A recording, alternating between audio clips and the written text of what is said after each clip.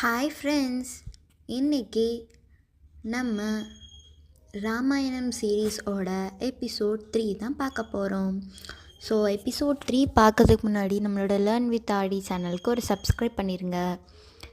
இப்போ வாங்க நம்ம எபிசோட் 3யோட நேம் என்ன அப்படின்னா விஸ்வாமித்ர முனிவர் வருகை. இதுதான் நம்ம எபிசோட் 3யோட நேம். ஓகே, இப்போ வாங்க நம்ம ஸ்டோரிக்குள்ளே போகலாம்.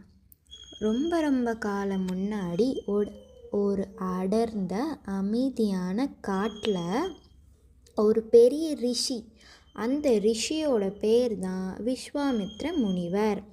அவர் தவமும் யாகமும் பண்ணிட்டு இருந்தாராம் அந்த காட்டில். இந்த யாகம் மூலமாக உலகத்துக்கு நன்மை நடக்கணும், தர்மம் காக்கப்படணுன்ட்டு முனிவர் ஆசைப்பட்டு அந்த யாகத்தை ஒரு அடர்ந்த காட்டில், அமைதியான காட்டிலையும் அவர் பண்ணிகிட்ருக்காரு இந்த யாகத்தை. ஆனால் அந்த காட்டில் 2 கொடுமையான அசுரர்கள் இருந்தாங்களாம். அந்த அசுரர்கள் பேரை பார்த்துடலாமா? இப்போது அவங்களோட பேர் மாரீச்சா மற்றும் சுபகு. அவங்களோட பேர் இதுதான்.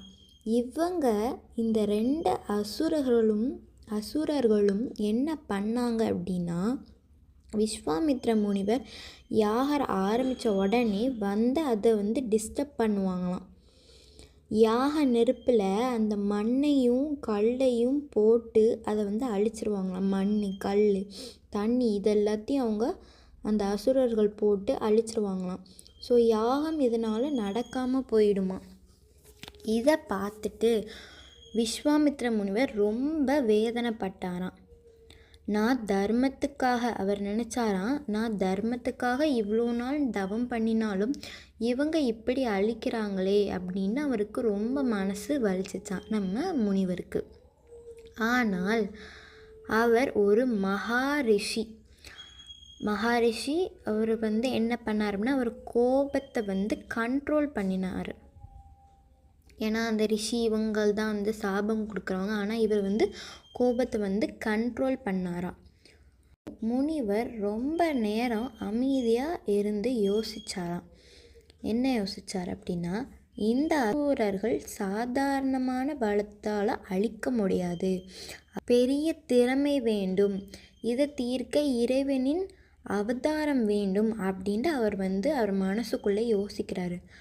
அப்போது அவர் மனசில் வந்த ஒரு யோசனை தான் நம்ம ஸ்ரீராமா.